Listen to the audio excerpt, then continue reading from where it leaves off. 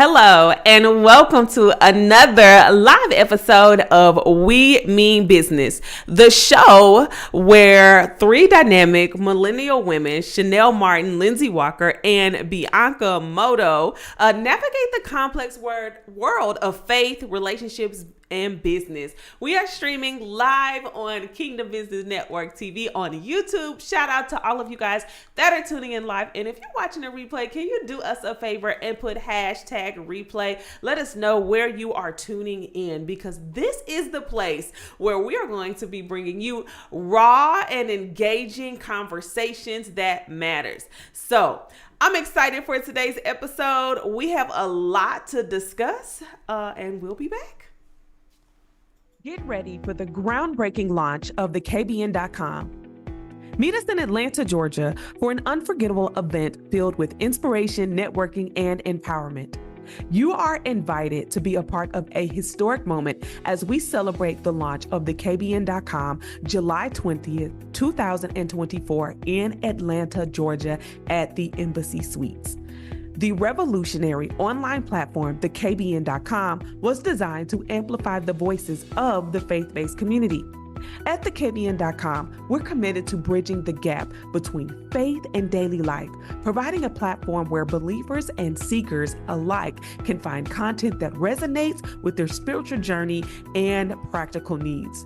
The KBN.com is an expansion and extension from the renowned Kingdom Business Network. When you attend our launch party, you'll enjoy a delightful brunch and receive a physical copy of our launch magazine. You'll connect with like-minded individuals passionate about faith and community. You'll have a good time, eat well, and you'll hear from notable individuals who are making their mark in the media landscape. You can secure your ticket right now by visiting kbn.club/launch party. Upgrade to VIP or become a sponsor. We are looking forward to celebrating with you on July 20th, 2024 in Atlanta, Georgia. See you soon. And this episode is brought to you by the KBN.com launch. Now, unfortunately, brunch tickets are no longer on sale, but be on the lookout because you can join us July 20th at 6 p.m. here on YouTube to join us live as we launch the groundbreaking, the KBN.com. All right, so let's go ahead and introduce ourselves. My name is Chanel E. Martin, and I'm one of the co-founders of Kingdom Business Network. I'm a three-time beauty entrepreneur, a prophet, and I'm excited to get into these juicy topics today here on We Mean Business. Lord, it's late, y'all. It's late. Well, hey everyone, it's Bianca Modo. I am a brand strategist, a human rights consultant, and of course I am the editor-in-chief of the KBN.com. So I'm excited about we got some juicy stuff to talk about. We do have some juicy stuff to talk about. So I'm just going to give you just a quick little overview of just some of the topics we're going to discuss tonight. So of course we have to talk about Project 2025. If you are not sure what that is, stay tuned because we're going to have a good discussion on that.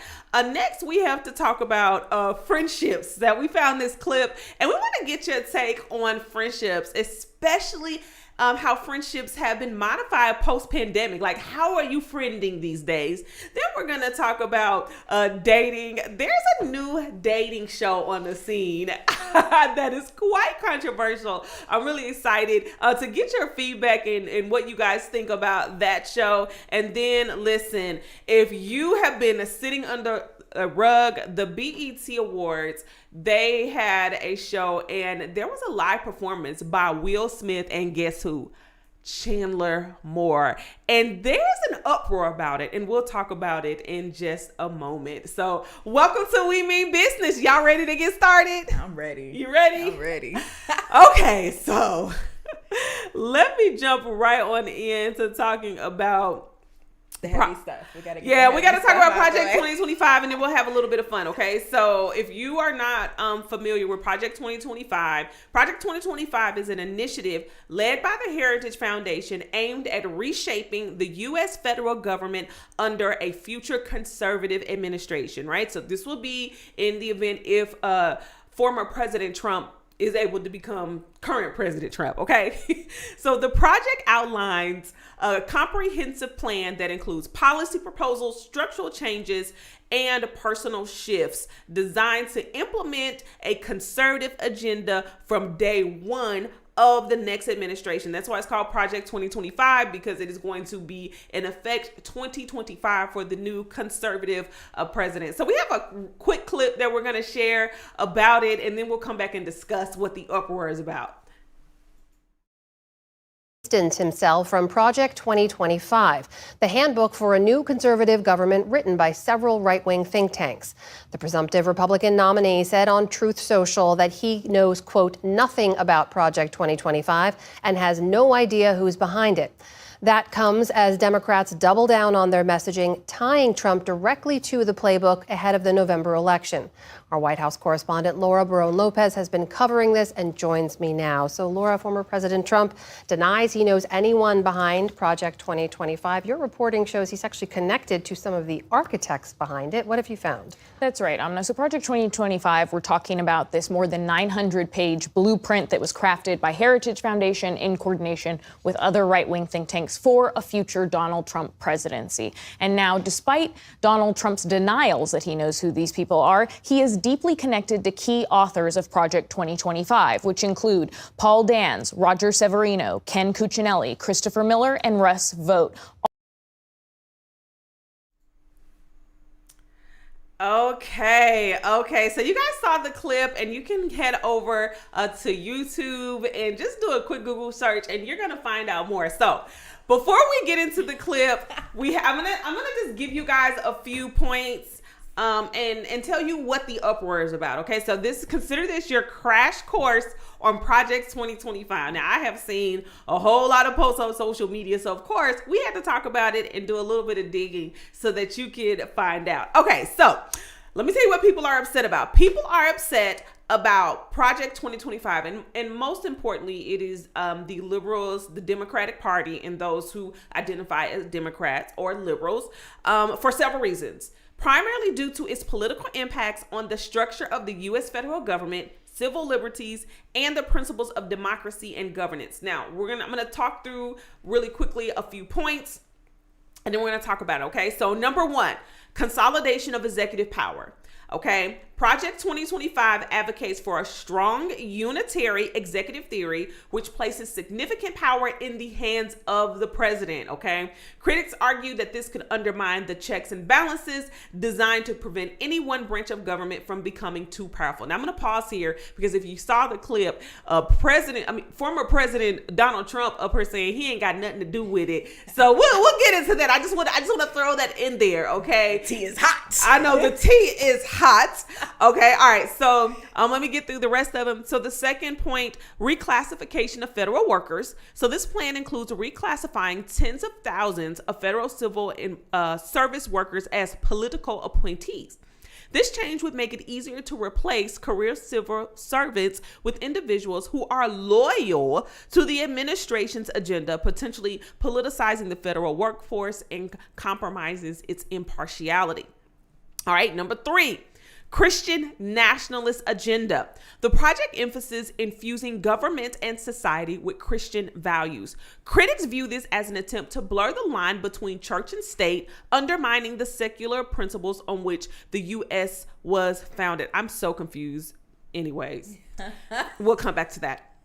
All right, point number four, dismantling federal agency and programs. So Project 2025 proposes significant cuts to or the outright elimination of various federal agencies and programs, including the Department of Education, environmental regulations, and social safety nets like Medicare and Medicaid. Opponents argue that these changes could harm public welfare and environmental protection efforts, okay? Because we know it's been an ongoing war about if we in global warming or not. I don't know. This hot weather might say otherwise. I don't know. I'm telling you, listen. Okay, all right. So number five. Let me go back up to number five. Number five, We're almost there. We have a few more. Then we're going to talk. So y'all stay with me. I'm giving you the Cliff Notes version, okay?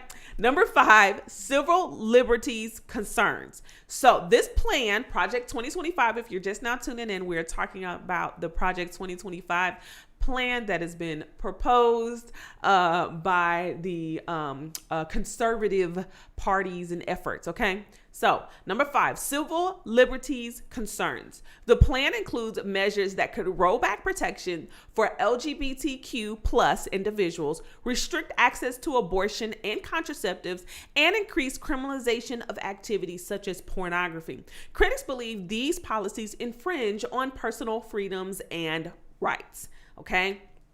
Number 6, impact on immigration. Maybe we'll get our black jobs back. I'm sorry. I just had to throw that in there. Okay. Don't take us seriously, but take us seriously. Impact on immigration. The project seeks to enforce strict immigration policies, including the detention and deportation of undocumented immigrants. This approach raises concerns about human rights and the treatment of immigrant communities. And number 7, economic and social policy shifts.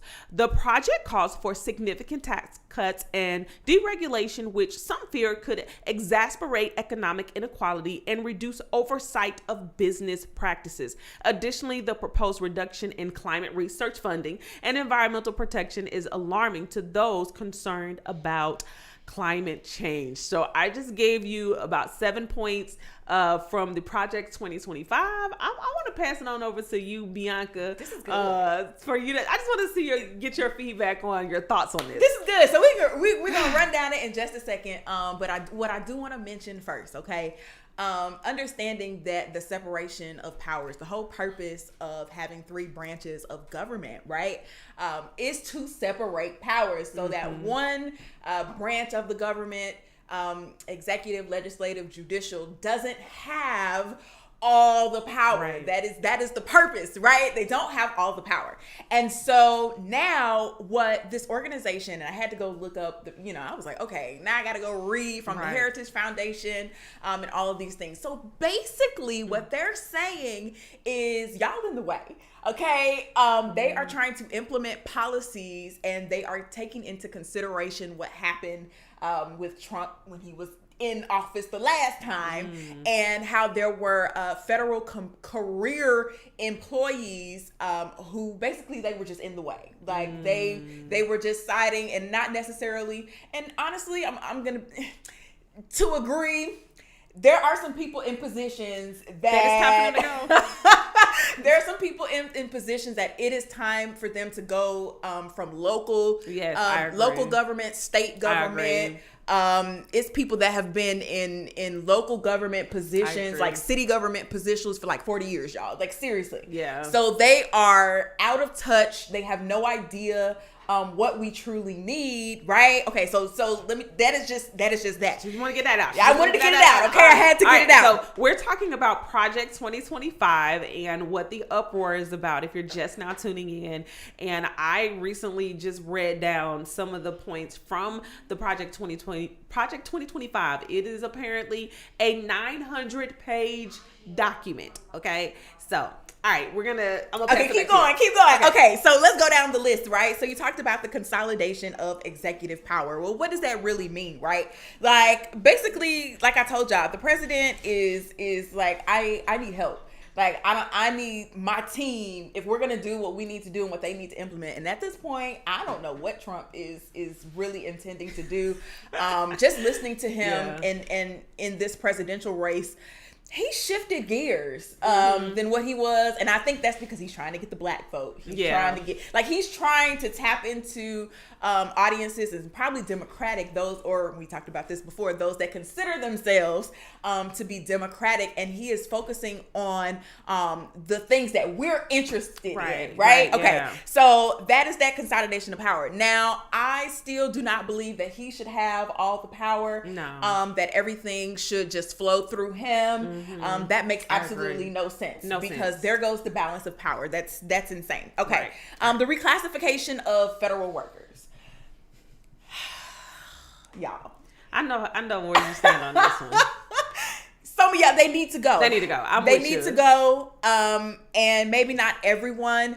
And maybe him not having, I think it's for me, that's is him having power over, like it becomes political versus these people being voted in by the community. Because that's the hope, that's the point of us getting our city officials in, our state officials, like we vote them in. Right. And so what it's seeming like is now we don't have much of a voice anymore to get these people in, get these people out. Like you said, it's just what I'm feeling like it's just gonna be Trump people. Like, and when I looked at the Heritage Foundation, and there's training that it's a lot. They're gonna do a training portal for conservatives that are interested in serving with Trump. Like they are preparing them.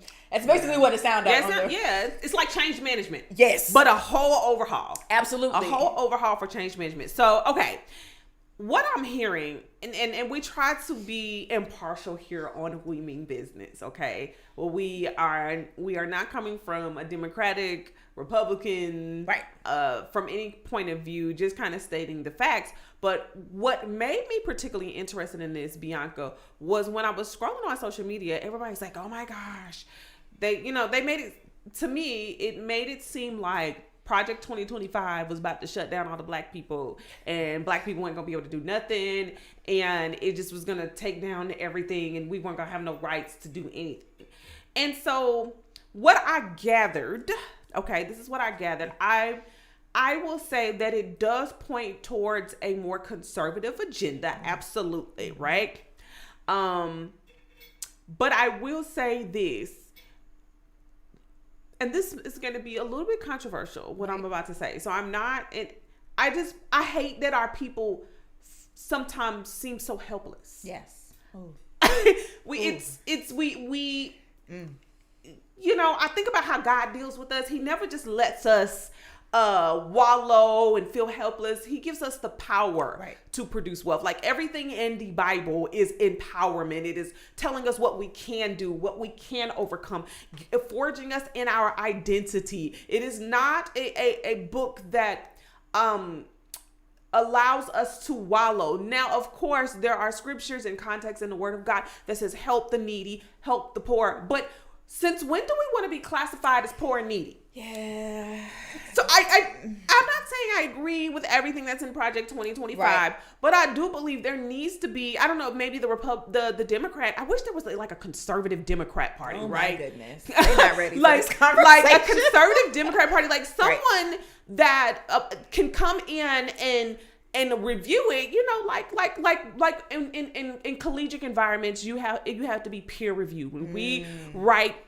When I was getting my master's degree, and I helped to discover some groundbreaking technology when I was working for the Department of Homeland Security as a grad student, I had to write a paper, a document, and expressing with factual information my claims on what I found based on other research findings. And what we did was we submitted that to other governing boards to be peer reviewed. And so I believe that Project 2025 needs a peer review across all boards.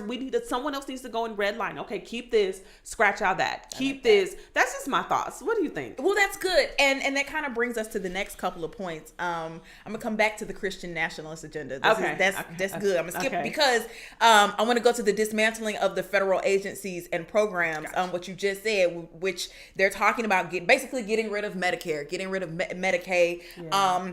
And like you said, it's that wish we could get out of that mindset of we're poor and we can't do without, right? So there's always going to be some type of trade-off. That's my thing. That's to understand that there will be a trade-off if we get rid of these organizations and these funding and these programs. Then something has to be. Can I dare I say this is where the church steps in? Yes.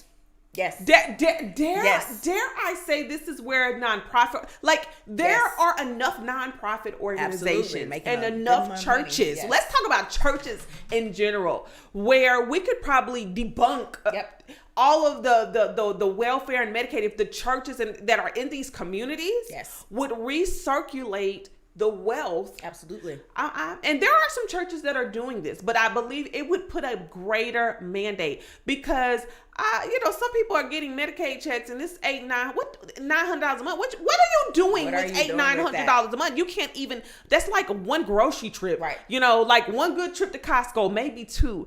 And so it's like we're trying to nickel and dime and hold on to things when really there just needs to be a whole overhaul. So I'm not saying Project 2025 is the overhaul, is the answer, but I believe it is shaking the table. It is shaking the table. And that brings us to the point that before that was the Christian nationalist agenda. So it's interesting that you brought the church into it, because, like you said, it says the project emphasizes infusing government and society with Christian values. And I want to go because I want to hear what you think, because critics view this as an attempt to blur the line between church and state, undermining the secular principles on which the U.S. was founded. I'm really confused by that because I just remember. Is it in God we trust? I thought what's on my money is in God we trust, right? Mm-hmm. What I grew up on was that we were, one nation under God, indivisible. Like those were the things that we were taught. Now I know that there have been greater strides to remove and have a separation from church and state, but our forefathers founded the United States of America under God. Right. Now, I'm not saying everything they did was godly, but the basic premises was that we would be a godly Christian nation. And those values, and so that's the thing. When we say we're infusing Christian values into our society, into our government, of course, then becomes, well, what is the values? Right. What is a Christian value? Yeah. I can just only imagine the questions that are going to come from the left and the right of how are you going to define what the Christian values are? And how are you going to enforce? And what's going to be acceptable? Exactly. Are we really going by the Bible? Are we going by what the church says? Are we going how did you interpret the Bible? Exactly. I can kind of understand why that area has been a little bit muddy for the last few centuries, but I don't know, man. I'm gonna just say this. All in all, this is what I want you to do. I want you to go research for yourself. Please, please, please. We cannot take all our advice from one person or another. You have to know what you believe, because this election is coming up and you're going to have to vote. You're going to have to pick a side, okay? You are going to have to pick a side. This is good. All right. So I think we got that out the way. Yes. We had to talk about that. And, we want us all to be, we want us to be accountable to the land that we live in. So if you're in the United States, you need to participate in your United States government. It is your right, it is your duty, and it is your responsibility. Absolutely. All right. So now on to something like I know, right? Like, okay. And thank you guys that are watching us live. Once we finish, make sure you have liked and subscribed to our YouTube channel and share this out with a friend. We believe that you will love it, and so will they. Okay, so I want to talk about friendships. We're shifting gears here, and Bianca was at my house for the 4th of July. That's why we were off on last Wednesday, but you were over for the 4th of July. We had an interesting dinner conversation. We had a group of family and friends over, and the topic of what is a real friend, and it got a little heated, but we want to ask you, what defines friendship for you? And why is this important? Because your relationships are currency. And I've been told so many different things about friendships, right? I've been told someone is a friend, they not a friend. Keep them close, push them off. But Tasha Smith has something to say. Girl. And we're going to play this clip, and then we're going to come back and talk about it. I'm interested to see what y'all got to say about this clip. Girl, we cool. Why would you think something was wrong? If I don't talk to Geology, I don't think something's wrong. Okay? I know she busy, and I know she love me, and I know when I see her, we're going to pick up like we just did last week. But when you got that girl that's like, are we good? Like, why ain't you? Like, are we good? Hooker, what you doing? Okay? You know what I'm saying? Yeah. Mary don't get mad when I ain't talking to her. She know we good. If she busy and I call her and she don't call me right back, I know we good. There is never a question. So y'all women that be doing that dumb shit behind each other's back, y'all better stop, okay? And this is from the book of Tasha. I'll get back to pray later from the book Bible. All right.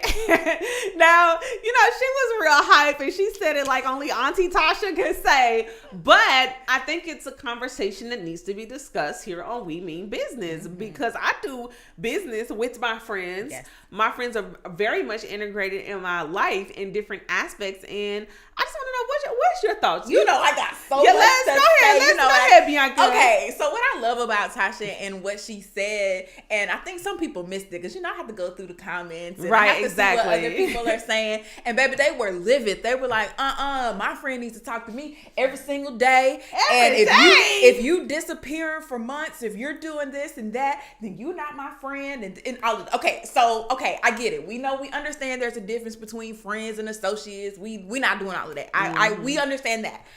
My thing with is a level of friendships, and I'm not talking about a level of friendships individually. I'm saying there is a level of friendships, meaning the friendships and the type of friends that you have. Yeah. Right? Okay. So y'all know we got the friends that we can kick it with. Them our kick it friends. Yes. Maybe we went to school with them. Yeah. You know, like we can have us a good old time. Yes. Right? Okay. Then you got the friends that are like the business friends, and we can do business together. Got it. Then you got friends that are like mentors and things like that. Right? Like you got it's levels. It's levels to it. All right. We understand that there's levels to the friendship. We understand that there are levels. So when you're requesting and you have the expectation that I need to talk to you, and we talk. Okay, it's not because we talk every day, but we are entwined in each other's lives. Absolutely. Yeah. We have a lot going on. We both run multiple organizations. Yes. We both have teams. We have families. Right. We have kids. Yeah. Like there's so many things, right? And as we are getting older, I can't get offended. Like I understand that sometimes people forget to call you back. I promise y'all, I'll text. If I call Chanel and if I don't get a call back, I'll just text her. I don't feel any type of. I'll be like, she'll get back to me. I will, and I do, and you do, exactly. And you do, and so I get that. So you've got the friends. You got to understand that y'all got friends that got a lot going on. I get it, right? Now for the rest of them, that just. I think they just bored, or the boredom, or the friends that really don't have nothing going on, or the friends that you have that you're reaching out to and you can't get a response. Months have gone by. I understand that, and then feel some type of way, right? Like you feel some type of way because I haven't heard from you. I haven't heard from you. You did now. You ghosted me. You. Right now, that I get. I done DM'd you. I done sent you an email. Gotcha. Yeah. I shouldn't have to do all of that. Agree. But I'm just saying, I put effort in. I agree. I put effort in to find you. Yes. I can't find you. Now I'm gonna feel some type of way. Facts. Got it. That's it. And when I see, so I get what Tasha is saying, because she's like, well, with her and Taraji, like if she don't hear from Taraji, like they have busy lives, y'all. And one day that's gonna be us. Right. They have busy lives. Yeah. However, when they see each other, there's no animosity. That was her point. Yeah. There's no animosity because they're good. Like they're good. Some of y'all not good with folks, and maybe they are being shady, right? If they are being shady and you see them in person, like I'm like that. If I've reached out to you, and there are some people that have fell off, just because I'm telling you, I have reached out. I'm like, I can't get you on a call. You're not responding to my text message. And what I notice is, and this isn't just friends, people that want to partner with me, they'll ghost me. But then they respond on social media, or they respond to my stories on social. Wow. Or I see them in my stories, or something like that. And I'm like, I don't understand. Are you just ignoring me?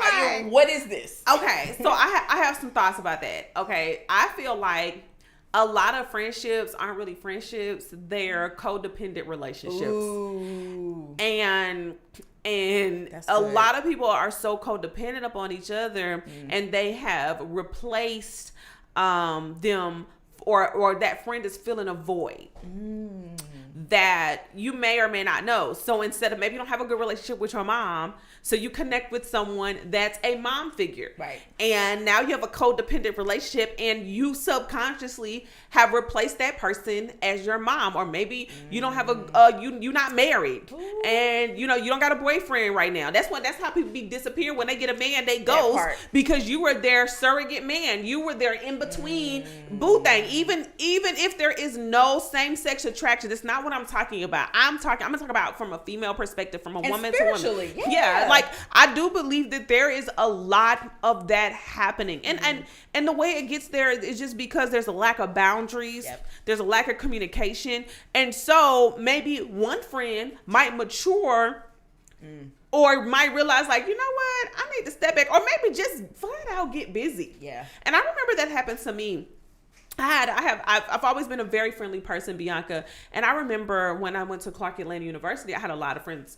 I was very active on campus, did all the things, knew a lot of people. Well, when I got to Georgia Tech, baby, and to finish out my engineering, it was so hard. Like I couldn't run over to Clark Atlanta and do all those things. I couldn't see those people that I hung out with. And I just was so stressed out. I was trying to get out, as so they would say. And then I ended up meeting new people, and they were in classes. So we was leaving class, and then we were going out. Like, it just ended up being a shift because I changed. I was no longer the same young lady. And I remember one of my good friends getting so upset with me, and she was so mad at me because she felt like I dropped her, like I abandoned her. I'm like, I can't kiki like I used to kiki, and I wanted to, and I will never forget that. And I always use it as a baseline to remind myself, like, seasons shift and your relationships probably may do a transition, and it's nothing bad. And so what we can do as men and women of God is embrace the shift and settle in your new place. Don't hold on to somebody just because they're comfortable. You're comfortable in that spot. God may be sending you somewhere else, and he's connecting you with new people. And it's not that you don't love that person or that person cannot be associated with you. It just really is a shift. So that's my thoughts on that. The shift, being insecure, right? Like all of these different things. So understanding that season and understanding how to shift, but also knowing which level of friendship that you are with somebody. Like that's good. If you realize that, and I'm really giving y'all some game, okay? Yeah. If you want to get in with people, okay, I'm just telling you because I will network. Like we said, we got friends, we know people, right? If you really want to get in with people, intertwine yourself in the things that they have going on. Y'all talk about being friends and real friends. Intertwine yourself in what that looks like. What does that look like, right? Well, supporting their businesses, sharing their businesses. I have a nonprofit organization. I don't ask for much. I'm like, can you share? Can somebody come serve? Like, I have stuff to do, and I would love to sit, like you said, and kiki and sit with you, but I have so much to do. But I would love to hang out, or if I have free events, like come hang with. Like, we open up these spaces so that we can enjoy other people and our friends. That's why we invite our friends and family. That's exactly why we have free events and things like that. So y'all can come, but y'all don't come, but y'all want people to go out of their way and find you and do all of these things. And mind read for you. Mind read. Like, so the issue that happened with me and that friend is she was going through a very rough time. She had some crazy things happen to her. So I didn't know. Because I was trying to get through my studies, and when I found out, I immediately was like, "Oh my gosh, what do you need?" But like the offense was so built up. At that point, we couldn't come back from that. Oh, that's good. And offense, you said it. Yeah, like it's offense. There's so much offense that I feel like that happens, especially in a lot of female relationships. We get easily offended with each other, and then you mad at your homegirl. She don't even know you mad. Don't even know. Moving on, now she getting on your nerves because she keep doing the thing that make you mad, and then before you know it, it's this big blowout. And as Christians, because once again, let's bring it back. We have to have discernment. We have to be able to recognize that spirit of offense that's coming in and whispering and be like, she don't like you. She don't want to talk to you. She, that kind of thing, right? And being like, oh no, she's super busy.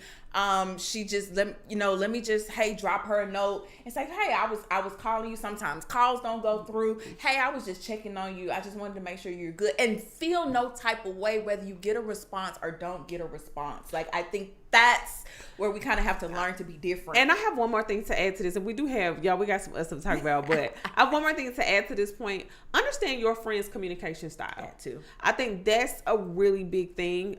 If you have a friend that don't like to talk on the phone, don't try to call them. They probably not gonna answer. They probably not answering for nobody. If you have a friend that would respond to your voice note faster than your text message, send a voice. I got a friend right now. If I send a voice note, I will get a response way faster than I will get a call. Typically because the way their life is set up, they want to hear the voice, but they can't always sit on a phone. Right. So like respecting people's boundaries of communication. Just because you may have time to be on the phone, or you can sit with the phone in hand and text all day, don't be upset when somebody texts you can't get a response back in 59 seconds. They may not even be on their phone. Right. Or look, I'm guilty of this. You text me, I don't even know what my phone is, but I'm like on my laptop. So I saw your DM on Instagram. Yep. So I responded to the DM. Yep. I ain't even see you. I ain't even see the. I don't even know where that phone at. I ain't even looked at that phone like Facts. that. If my friends were offended, they would be real offended with me if they didn't take the time to learn my behavior and understand that I mean well. And I think a lot of friendships, we just want them to be one-sided. Oh, that's so good. Oh, that's good. Yeah, we gotta. Take it upon yourself to learn your friend's behavior. Like for real. Like don't look at it as what you can get out of it, but think about like, okay. Oh, this is, I know, okay, it's this time. I already know. Like, I pay attention to my friends. I be knowing. Yep. I'm like, we need to pull back here because they're going through this. I'm gonna take some Right. steps back because I know sis gonna have an attitude over the Right. next 2-3 weeks. I'm gonna chill out Yep. because I want to protect that relationship. And my last note is also don't be the friend that the only reason that you reach out to people, you're the dump friend. You're calling to dump your feelings and that's emotions good. and Yeah, everything. don't be that one. Don't be that one. I had another one, but that's okay. It slipped my mind. That's okay. But that was a good one. Don't be the dump friend. Don't be and don't be a friend that you only call the friend that only wants something. When they want something, when they want you to buy something from them, when you want that kind of stuff. Yeah, if you're not getting answered, like just really be self-aware, work on self-awareness, and be like, why is this person not answering the phone? They might have answered. I might have just answered somebody. You might be like, bro, here she go begging again. Every time he called me, he want me to cash app him. It's the network. Look, I gotta get to the network. yeah. Oh my goodness, he trying to make me join. Insert the new Yes. MLM Travelocity Herbalife. I don't know, hot tea. I love it. All right, that's funny. All right, well, in other dating conversational topics. Now, I know we are a faith-based organization, but there are a lot of you guys that are single and are dating. And if you're like me, I enjoy a good dating show, right? I remember when, oh my goodness, what was the name of that? Love is Blind first came out. And then they have so many other dating shows, but there is a new dating show, okay? And I'm just wondering if this is the newest dating trend. We're gonna play a clip and we're gonna come back and talk about it because I got that. If you have not heard about this, you're living under a rock. And if you've been seeing people with a little balloon and a pop symbol, let me school you real quick. Got some beautiful single ladies lined up. Make some noise, ladies. Yeah, that's what I'm talking about. So we have got a group of single men waiting to come out here and meet y'all.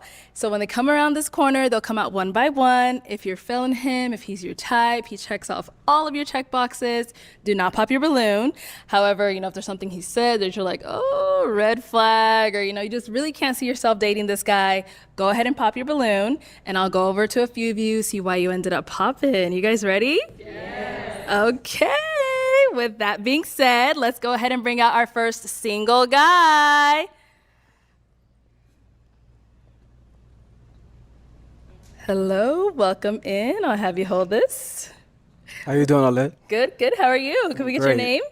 My name is Brian. Brian, how old are you? I'm 40. 40 I'll be 41 in September. Okay, it's coming up. Yeah. And Brian, what do you do? I'm an aircraft mechanic Very for a major airline. All right. So I fix planes. I want you to get home safe. We appreciate you.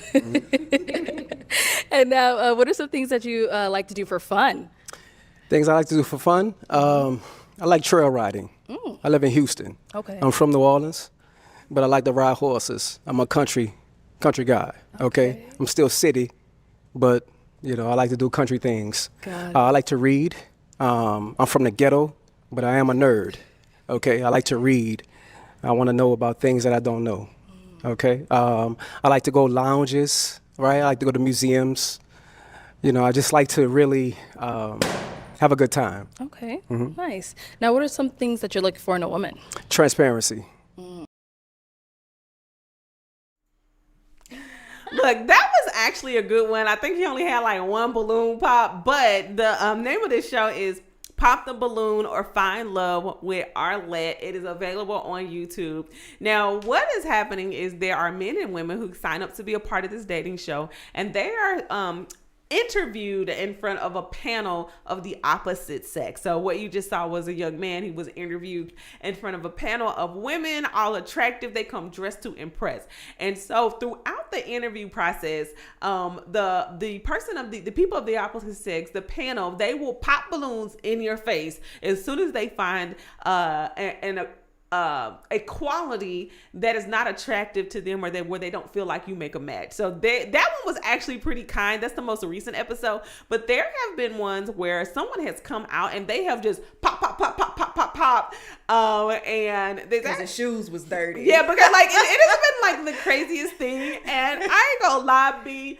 I'm so happy I'm married because it's hard out here. Oh my gosh, like my feelings would be hurt if I think I'm cute. Exactly. I done got myself together, and I come out there like, ooh, I'm gonna give me somebody, and then it's pop.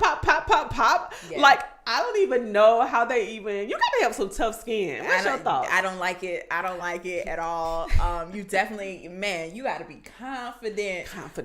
And I think some people, you don't even know what you're getting into, because you know some people be like you said, they think they're confident. They think they're, you know, I'm the you know, and then everybody just line up and show you that.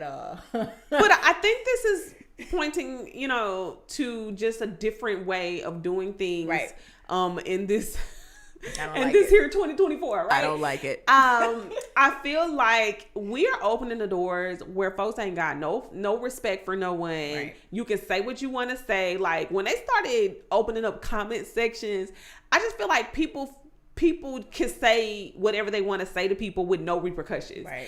And, you know, back in the day, you would get beat up for that. Right. And so now you have a lot of people that are just mean for no reason. And I feel like that feeds into the culture, because before, you know, maybe if you met someone, you didn't have to say nothing. There wasn't a visible pop. Right. And remember we talked about this in a previous episode. But basically, like, what you got going on? Like, what's in your closet? Like y'all are popping, and I want to know. Like, I don't know, man. I just want to know, because what happens is you done popped because his shoes dirty, but you got 11 kids. Like, exactly, and you're not. So there's this standard, and I understand it's entertainment. You know, I do understand. You know, probably not. It could be real. I don't know. Like, it's probably not. And it's entertainment, but I think it's real. You think it's real? Yeah, I definitely think it's real. Yeah, I can do it. So I watched one episode. I wish that's the clip we probably should have shown, but it was a lady, gorgeous woman. Oh my gosh, she was gorgeous. Beautiful chocolate. I'm talking about chocolate skin, and she came in all black, body just on point. She looked good. So as soon as she walks out, they interview her. And the lady is like, okay, so what do you do? She was like, I'm a travel nurse. And they went pop. You know why? Because they can't control her. They can't see her every day. I was like, God. They can't see her. And that's exactly what I was like, man. And so I just wonder, I'm interested to see what the psychology behind all of this and what kind of effect it's going to have on our brains 10, 15, 20 years down the line. I'm telling you, I say stick to the old school methods, baby. Go get some blind dates going. What's the dates when you go around the room? Speed dating. I like speed dating. If you want to do that, where you're actually getting to know each other, and it's more on an intimate level, and you're not pressed, right? Like once the timer goes off, like I'm not pressed. But you know what though? I think people love watching people get ridiculed. Well, of course. People love watching people get roasted. Yeah. People love watching people get downed. Yep. So I think the homegirl, it was ingenious. I'm like, why didn't you think about that, man? Look, just pop it. Like, what made her come up with this pop show. So I like mean, it. shout out to her for coming up with. She the cute new, though. She was rocking that suit though, girl. You was she- rocking that suit, girl. She's cute, and she has had several viral videos across YouTube, Instagram Reels, Facebook, and TikTok. So shout out to you doing your thing. I do think she's gonna have a lot of copycats, and I believe that she just created a new dating trend. And she did. Okay, so we're nearing towards the end of We Mean Business, and we have one final topic to discuss. Okay, all right. So, did you guys check out BET? They had a show. There was a performance on the show, and none other than Will Smith. I didn't even know Will Smith did gospel with the renowned Chandler Moore. And the world is in an uproar. We're going to play the clip right now. It was crazy. Let's go. All right, so you guys had a chance to watch the clip. You can check out the full clip on BET's website. But y'all, the internet is in an uproar. Now, first of all, let me just say what the internet ain't in an uproar about. I don't know. I mean, the internet is always mad. Look, it's like, who we mad today, especially in the faith-based community. So, okay, let me just throw that out there. This is the target of the day. So you guys had a chance to watch the video, and there were several comments made, negative comments made, that it was a demonic performance, that they were opening up portals of hell, and I'm sorry. Okay. And no, I mean that was the gist of it. I don't know. Did you guys see in the comments or any comments going on? It was an inspirational song. I didn't know Will Smith was interested in doing gospel. Okay, pause. So let's go back, y'all. Y'all do know this is the same Will Smith that brought us Summertime. This is the same Will Smith that was never cussing in his raps. You know what? You are right. Y'all remember the Wild Wild West? Yes, that whole album. Okay. Think about his movies. I don't really hear him cussing in his Okay. movies. I'm just. The guy is up minus his little debacle, a couple years ago with Chris. But other than that, Will is a stand-up guy. He has integrity. You know what his personal life is with his wife and all of it. We don't know. We know what he shows us and how he shows up.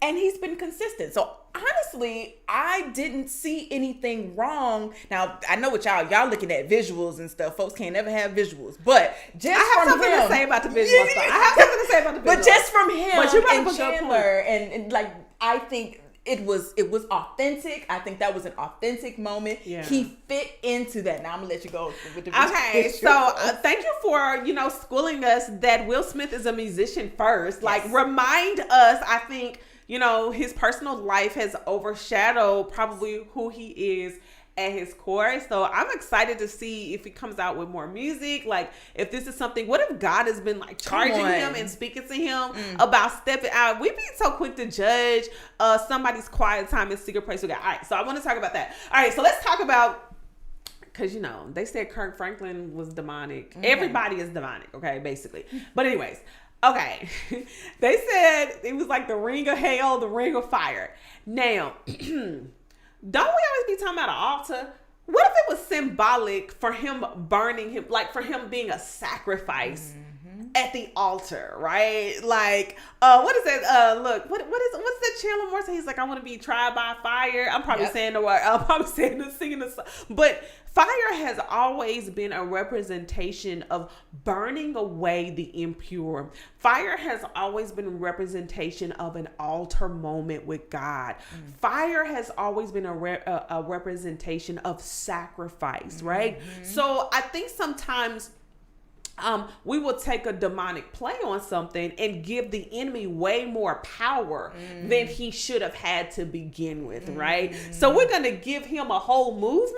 No, God created fire. The altar, the sacrifice was God's first. The father of our faith, Father Abraham, We are descendants because he chose to build a fire and an altar and put his son Isaac and almost kill his son Isaac at the altar. So how dare we come up with our misguided interpretations without even asking, hey, what was your thought process behind that? And as you were talking, you know what I saw? What'd you see? Shadrach, Meshach, and Abednego. Yes!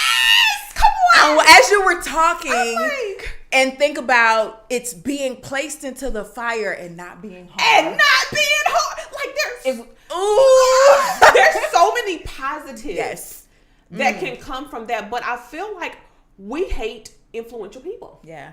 We hate influential people. And I say we, I'm talking about society, especially, dare I say, Christians, people of faith. Right. We hate other people with money when we don't got it. Right. We hate other people with influence when we don't have it. We hate other people with platforms when we don't have them. It is this, we become so sacrilegious, judgmental, almost like the Pharisees, right? One of the reasons why the Pharisees hated Jesus was because Jesus was gaining popularity and was pointing to the fact that he was the Messiah and the King, and they didn't understand that movement, and so there was jealousy that was attached to it. But they tried to beat Jesus down with the word of God that they studied, not understanding that Jesus was the word. They could not see. And so my plea for you guys is to ask God to show you, not for you to be influenced by what such and such influencer said or whoever. Ask God to show you their intentions from a true lens of discernment, because God, if you really hear God for real, he will correct you. Yes. Everything is not about everybody trying to be demonic on display, straight up going. And why would Chandler Moore, of all people? Now, I'm biased with Chandler Moore because he at one point was our worship director at my former church. And I remember the essence and oil. This is before he became super famous. Well, we all knew. I remember me and my husband, he was doing the sound. We saw him. We was like, oh, who is that? Like, we knew it was something on him. And to have embraced him in a worship environment is like no other. It is a true oil. It is someone who has spent time with God. It is someone who has labored in worship, and you cannot take that away because of your preference.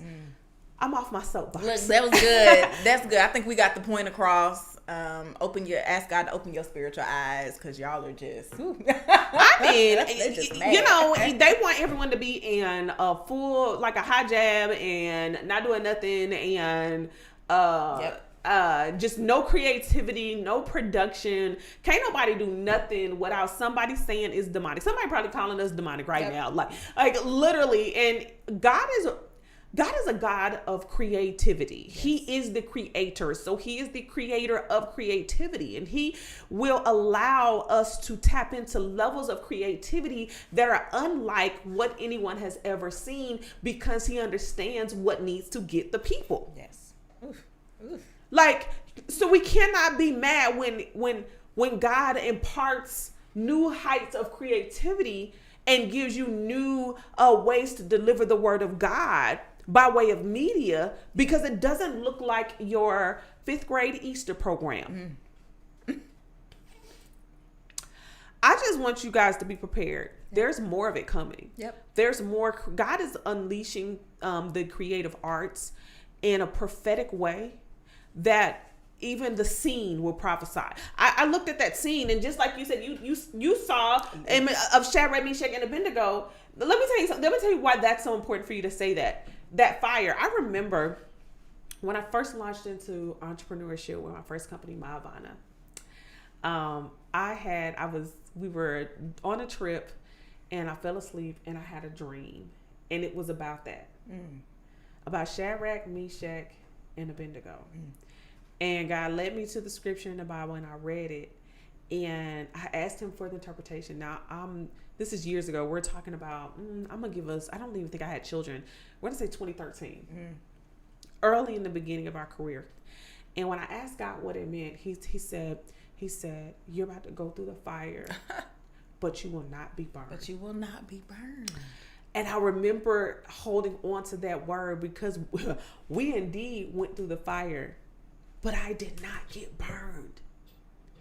And so if that is a creative way, a creative expression to show that you can be standing in the middle of the most difficult, hot, frustrating time of your life and still sing praises to God and still worship. What how much more authentic can you get? I'm trying to tell you. But speaking of creative expression, yes, because we got a few minutes left. We do. Well, let's talk about it. Let's what we talk got about it. So if you guys didn't know, the KBN.com is getting ready to launch, y'all. And so we are launching the online platform, and we got a magazine coming. We got a magazine. We got a magazine. Yes. So we did a cover shoot. We're having a private brunch on July 20th, but we are doing a virtual launch at 6 p.m. here on our YouTube channel, and we have a host of writers. We have about 15 authors and contributors that write. I see Vernisha, she's on here live. She's one of our contributors. Shout out to you. Hey, girl. Hey. They have been working hard. We started putting together the KBN.com last year, at the end of last year, fourth quarter, and to see this come to life is it's a mandate. Yes. Number one, it was a mandate. I remember, and we'll talk more into the story on July 20th, but yes. I remember I went to the beach and I kept saying it in our meeting. I was like, no, we're supposed to be, yes. I just felt it, and the Lord shifted me and like, maybe go get still, and I still have it in my notes, and I wrote out the KBN.com. I wrote out what we're supposed to have. The Lord told me, he told me what to do, who to build it, what to have on there, and before you know it, we had a working platform, and we are actually launching, and we're just getting started. So what you can do is go on our YouTube page. You'll see the event is already there. Just click remind me. Make sure you're on our email list and our text list, so that you can get the reminders. But yes, Miss Bianca, creative director, and she is our named editor-in-chief of the KBN.com, which is so she is taking the reins over. I'm glad I had a portion in helping to lead the initial launch, but it's in my hands now. It's in her hands now. She done passed me the baby. I passed her the baby. Rightfully so. You've done a phenomenal job. Thank you. And y'all, when y'all see our honorees, y'all gonna be like, my goodness. Whoop, whoop. And it's coming in a couple of days. You're gonna see. We're gonna drop a video. So if you're not following the KBN Club on Instagram, yes. if you're not in the Facebook group, Kingdom Business Network, make sure you guys are connected, because we're gonna be dropping all kind of just good stuff in the next coming days. Yes. So you can go check us out. We are live, but we're officially going loud. I like that. We're live. You can go to thekbn.com, but we're going loud starting July 20th. So make sure you check out the articles, comment, like, and share. Well, Bianca, you got anything you want to leave the people with before we roll out? We got through all of that. We did. In that time frame. The time flies. I just want to say that now in this season that we are in, we're talking about creative expression. We're talking about listening, putting the ear to the floor, putting your ear to what God has for you in this season, and really following that, not making excuses. This is what I'm going to say to you all. Don't make excuses. What God is calling you to do, be bold as a lion. Go out there and do what it is that he's calling you to do. There are collaborations, there are partnerships, there are open doors that are for you, and God is only looking for a yes. All right, guys. Well, thank you so much for tuning in to this week's episode of We Mean Business. We will be back next week at 9:30 p.m. Eastern Standard Time on Wednesdays. Make sure you like, subscribe, and share this video. We are grateful to have you. Bye. You say what? Look, sorry, talking to producer. Get ready for the groundbreaking launch of the KBN.com. Meet us in Atlanta, Georgia for an unforgettable event filled with inspiration, networking, and empowerment. You are invited to be a part of a historic moment as we celebrate the launch of the KBN.com July 20th, 2024 in Atlanta, Georgia at the Embassy Suites. The revolutionary online platform, the KBN.com, was designed to amplify the voices of the faith-based community. At thekbn.com, we're committed to bridging the gap between faith and daily life, providing a platform where believers and seekers alike can find content that resonates with their spiritual journey and practical needs. Thekbn.com is an expansion and extension from the renowned Kingdom Business Network. When you attend our launch party, you'll enjoy a delightful brunch and receive a physical copy of our launch magazine. You'll connect with like-minded individuals passionate about faith and community. You'll have a good time, eat well, and you'll hear from notable individuals who are making their mark in the media landscape. You can secure your ticket right now by visiting kbn.club/launch party. Upgrade to VIP or become a sponsor. We are looking forward to celebrating with you on July 20th, 2024 in Atlanta, Georgia. See you soon.